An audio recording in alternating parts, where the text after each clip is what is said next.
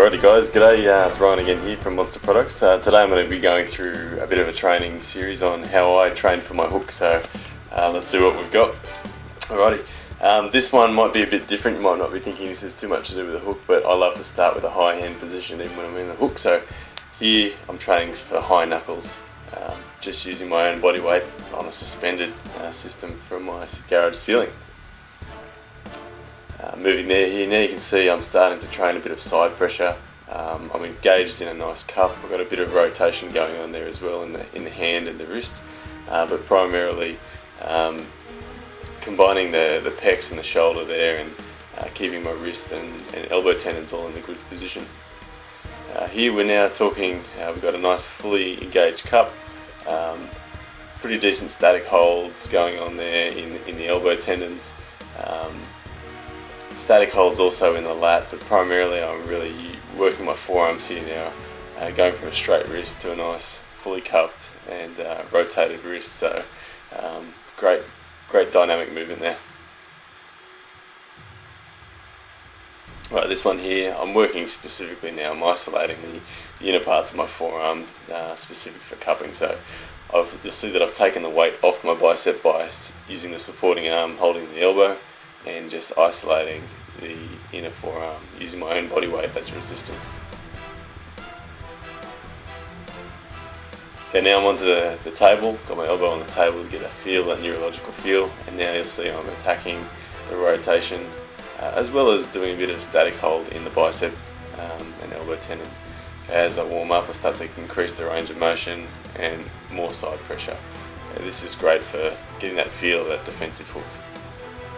You'll see here now, often when you're trying to finish off someone in a hook, there's a lot of side pressure against your pec, so trying to, in this one, maintain a strong cup as well as keeping my hand inside the line of my shoulder. Last thing I want is my hand to be pulled out through side pressure outside the line of my shoulder.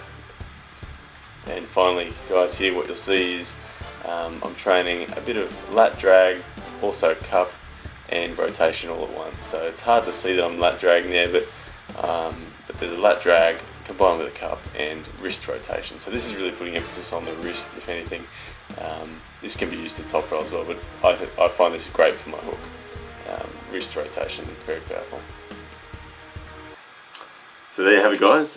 That's how I've been training my hook over the last couple of months. Of course, I'm still getting my table time as well. Nothing can replace table time, but what you see there in that video, that is pretty much how I'm training the hook.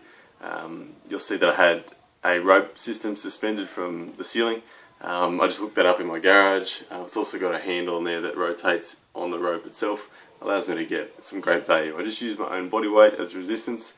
You can increase the angle that you're on to increase the resistance, reduce the angle that you're on to make it easier. So you can really structure your workout to the level of intensity that you're after. Great for recovery, great for rehab, and also great for going heavy if that's what you want to do. As long as the movements are in the correct sort of pattern, you're going to be hitting the muscle groups that you need to.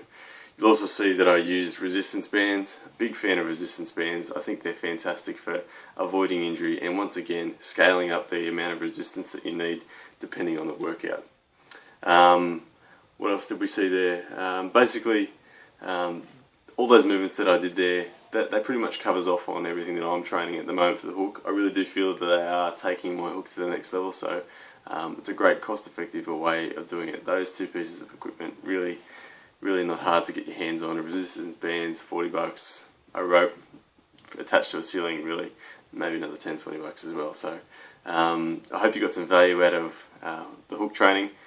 Stay tuned and I'll shortly post a similar series on how I train my top roll. Alright guys, take care and I'll speak to you next time.